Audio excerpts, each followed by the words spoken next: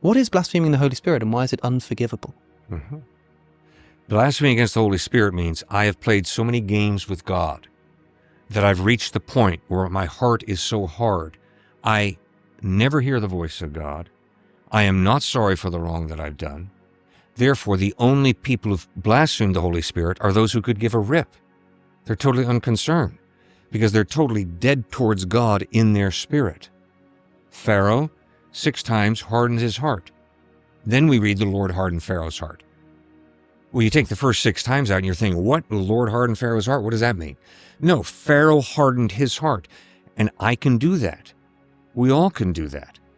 But if a person has any desire at all to say, Lord, forgive me, of course the Lord forgives them. It's only those who have no desire to ask for forgiveness who have possibly committed that sin. So why does God then harden Pharaoh's heart, right? He's already hardening his heart. Why is it that God does this extra thing? I'm now going to harden your heart. As if, like, the imagery I'm getting there, if this is indeed what something like blaspheming the Holy Spirit is and becomes the unforgivable sin, it's almost like God himself is like locking that in. It's like, well, Pharaoh's been hardening his heart. He's been, rejecting God's advances. And so God says, okay, I'm going to grab you by a hold of the heart and I'm going to sort of switch off this possibility for you. As if God is like doing that to Pharaoh. Right. What? No, he's not doing that to Pharaoh. It's more a statement that, Pharaoh, you have hardened your heart so much that you are now shutting yourself off from me.